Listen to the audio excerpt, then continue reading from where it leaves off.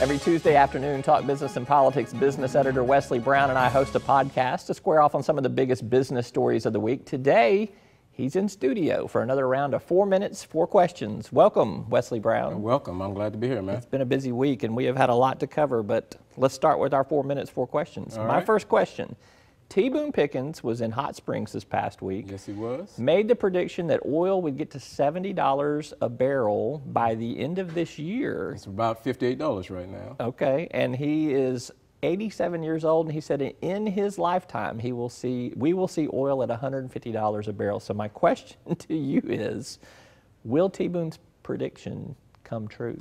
Well, I'm going to say yes and no. Well, the yes on the part about $70 a barrel, I think because what now you're seeing with OPEC starting to tighten up and some of the state oil companies like in Venezuela and Iran, they're cutting back on production. So I think we're going to see prices this year come up to about $70 a barrel. But on the prediction of $150 a barrel for by the end of his lifetime, he's 87 now, so that means that I would say no on that one. It would How take much would gas be at $150 about a barrel? $10 for a gallon yeah, of that'd be gasoline. bad. All right. That's going to be pretty high. Next question is yours. Okay, Roby, after pulling back on expansion within China over the last few years, Walmart store CEO Doug McMillon announced plans to open 115 stores in China this year. Yeah.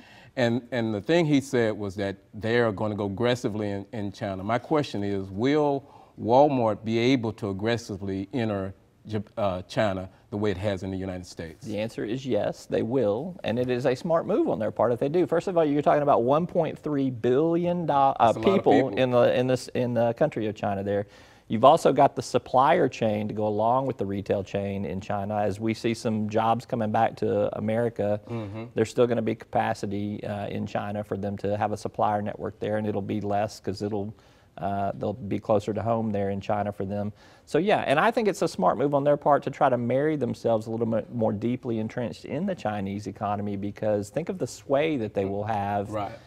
And I think that that's good for democracy, and I think that that's good for free enterprise. I think it's going to be tough. I think they're going to have a good time there, but I think it's going to be tough because of the culture. Yeah, we will see. All right, my question to you, manufacturing, big manufacturing innovation summit this past week. We have seen the manufacturing sector slow down, squeeze down here in Arkansas for, over the last decade in particular.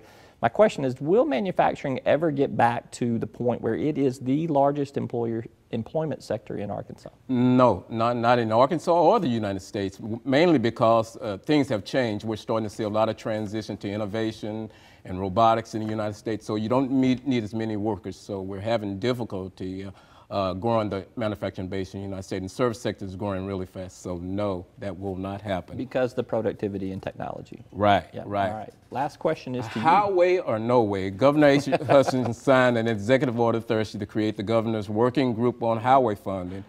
He said, really my question is, will this working group be able to come with a workable plan by the end of the year without raising taxes? A task force from Governor Asa Hutchinson? This is a surprise. All right. No, I do not see a path to raising the amount of revenue that they need to raise for a significant highway program without raising taxes of some sort to fund it. It cannot happen. We need roads in Arkansas, Road. It's not going to happen without somebody voting for a tax increase. Okay. All right. He's Wes Brown. He's our business editor at Talk Business and Politics. You can catch him every day at talkbusiness.net. Thanks for being here. Thanks for having me. Appreciate it.